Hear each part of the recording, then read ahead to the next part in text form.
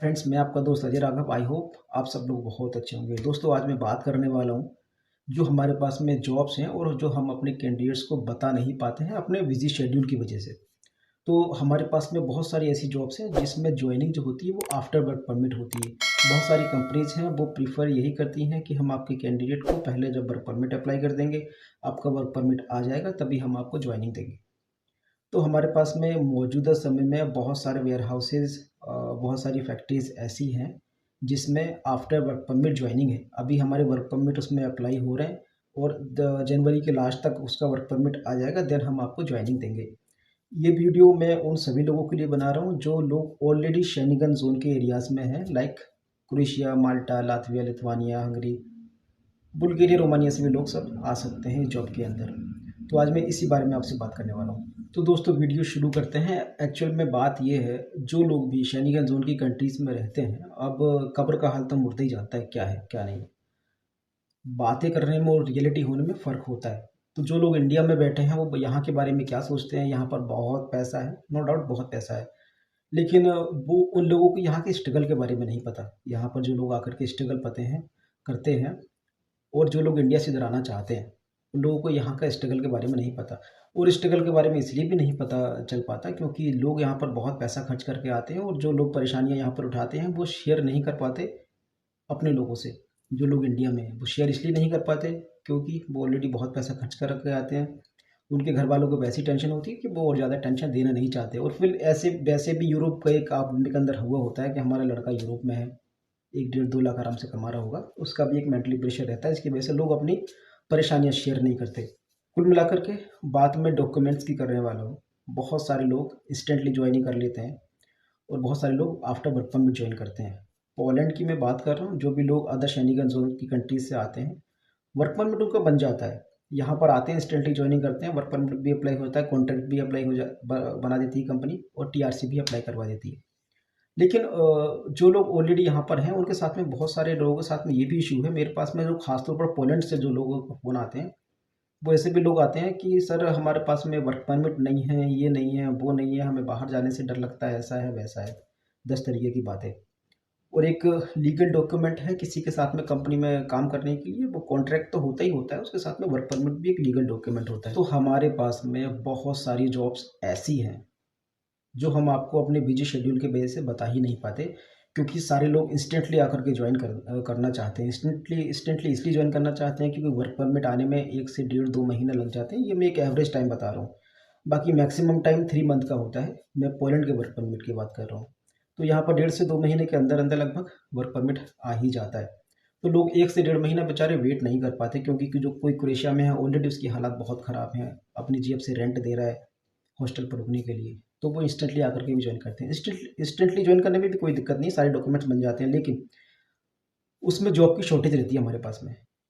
बहुत सारी कंपनियां आपको डायरेक्टली ज्वाइनिंग नहीं देती, वो आफ्टर वर्क परमिट ही ज्वाइनिंग देती हैं। तो हमारे पास में आफ्टर वर्क परमिट, आपका जब वर्क परमिट रेडी हो जाएगा तब कंपनी आपको ज्वाइनिंग देंगी। उसमें बहुत सारी ऐसी जॉब्स हैं जो हम आपको बताने वाले हैं। तो दोस्तों, आफ्टर वर्क परमिट जो हमारे पास में जॉब्स हैं वो मैं आपको बता देता हूँ। Warehouse, cloth warehouse, logistic warehouse, इसमें हमारे पास में वैकेंसीज़ हैं। आपका पहले वर्क परमिट अप्लाई होगा। वर्क परमिट अगर अभी मौजूदा समय में आप अप्लाई करते हैं, जिस समय मैं वीडियो बना रहा हूँ उस समय आज 14 नवंबर है 2024, ठीक है। अगर आज के डेट के आसपास आप अब अपना वर्क परमिट अप्लाई करते हैं यहाँ पर पोलैंड में, तो लगभग एक एवरेज टाइम में आपको बता दूँ 1.5 से 2 महीना एक वर्क परमिट आने में लग जाएगा। उसमें दिसंबर के 15 दिन लगभग काउंट नहीं होंगे। वर्किंग डेज़ की मैं बात कर रहा हूँ आपसे, ठीक है।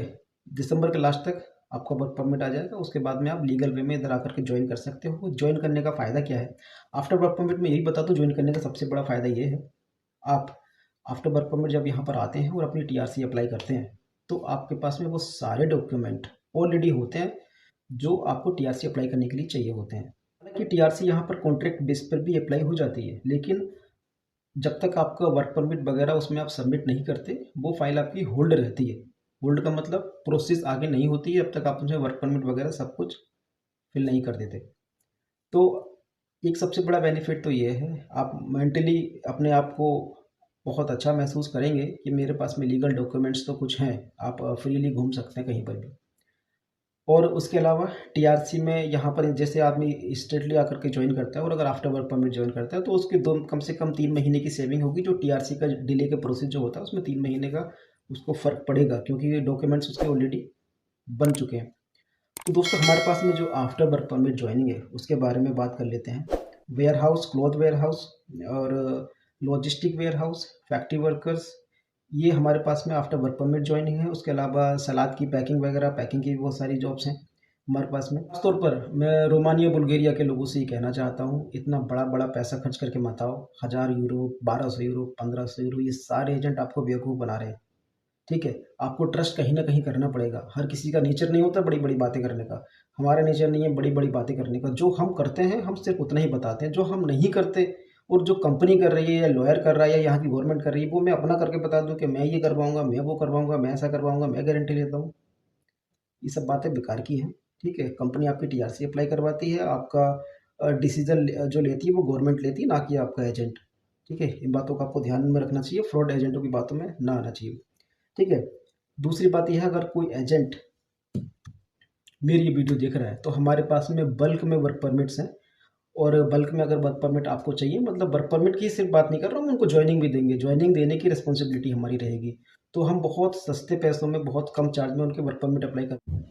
तो जितने भी अनस्किल्ड वर्कर्स हैं, चाहे वो क्रोएशिया में हैं, रोमानिया में हैं, बुल्गारिया में हैं, माल्टा में हैं, लातविया, लिथुआनिया, हंगरी, ज़्यादातर इन कंट्रीज से लोग आते हैं। जितने भी अनस्किल्ड वर्कर्स हैं उन सारे अनस्किल्ड वर्कर्स के लिए हमारे पास में वैकेंसी है, लेकिन वो आफ्टर वर्क परमिट है। आप अगर आज वर्क परमिट अप्लाई करते हैं तो 2 से ढाई महीने के अंदर अंदर आपका वर्क परमिट आ जाएगा और आप ज्वाइन कर सकते हैं घर आकर के। ये हमारे पास में जॉब्स हैं, क्योंकि इंस्टेंटली जॉब्स की बहुत शॉर्टेज हमारे पास में मौजूदा समय में रह रही है। जॉब जैसे आती है वैसी फिल हो जाती है, जैसी आती है वैसी फिल हो जाती है। और फिर एक ट्रस्ट का भी बहुत बड़ा इशू होता है। कुछ लोग ऐसे हैं कुछ लोग जो मेरे टच में आते हैं वो उनके थ्रू आते हैं जिन लोगों को ऑलरेडी मैं जॉब दिलवा चुका हूँ, तो उनका तो आंखें बंद करके ट्रस्ट होता है। वो एकदम से हमारे जो है सर्विस चार्ज पे करते हैं, घर आकर के ज्वाइन कर लेते हैं। लेकिन कुछ लोग बेचारों के साथ में ऑलरेडी फ्रॉड हो चुका है तो उनका ट्रस्ट का थोड़ा इशू हो रहता है। और वो सोचने समझने में उनका इतना टाइम निकल जाता है कि उनके जॉब नहीं लग पाती। तो ट्रस्ट का भी एक इशू रहता है। और दोस्तों मैं अपनी नेक्स्ट वीडियो इस बारे में बताऊंगा, हमें जो एक्सपीरियंस इस समय हो रहा है ना, और ख़ासतौर पर मैं क्रोएशिया की बात कर रहा हूँ। क्रोएशिया से जो इस समय एक्सपीरियंस है बहुत ज़्यादा नेगेटिव, बहुत ज़्यादा नेगेटिव, मतलब it is out of my mind. क्या बताऊँ, लोग इतना ज़्यादा परेशान है, हमने कभी कल्पना नहीं की थी कि वहाँ पर उतने बुरे हालात होंगे, क्योंकि हम खुद क्रोएशिया से आए हैं। कैसे भी हालात थे आज से 1 साल पहले, 2 साल पहले, 3 साल पहले, कम से कम कंस्ट्रक्शन और फूड डिलीवरी, यहाँ पर तो आदमी कर्म के कम काम करके 800 1000 रुपया बना ही लेता था। लेकिन उसमें भी अब समस्या यह है कि लोगों की एम्प्लॉयर सैलरी मार ले रहा है। ऑर्डर्स हैं नहीं, फूड डिलीवरी की मैं बात कर रहा हूँ। ऑर्डर्स हैं नहीं और आपके एम्प्लॉयर का प्रेशर आपके ऊपर है, काम करके दो। ऑर्डर्स नहीं होंगे तो आप काम कहाँ से करोगे?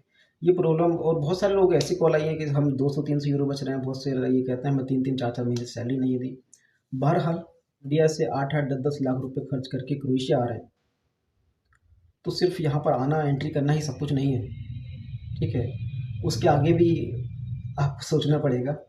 और हर किसी का नसीब भी हमेशा काम नहीं कर सकता। ठीक है, हमारा नसीब बहुत अच्छा था, बहुत अच्छा है कि हमारा यहाँ पर सब कुछ बहुत ज़्यादा अच्छा है। ईश्वर की कृपा है, माता पिता का आशीर्वाद है। लेकिन हमेशा सबका लक काम नहीं करता, क्योंकि हमने बहुत सारे लोगों को साथ में फ्रॉड होते हुए देखा है। बहुत सारे लोग इंडिया वापस जाते हुए देखे हैं, बहुत सारे यहाँ पर लोग फंस जाते हैं। ठीक है, तो ये भी इशू है। तो आपको ये भी डिसाइड करना पड़ेगा कि 8 10 लाख रुपये लगाकर क्या क्रोएशिया आपके लिए सही है या नहीं है, क्योंकि यूरोप में एंट्री करने का सबसे बेहतर ऑप्शन क्रोएशिया है। आप कहीं से भी विकल्प करके आएँ, कोई विकल्प लेकर के आएँ, ऑप्शन बना करके आएँ, तैयारी करके आएँ, लेकिन ये सोच करके ना आएँ कि आप क्रोएशिया में आ रहे हैं तो वहाँ पर 100% आपको जॉब मिल जाएगी। बहरहाल इसके बारे में नेक्स्ट वीडियो में बात करेंगे। आज के लिए बस इतना ही।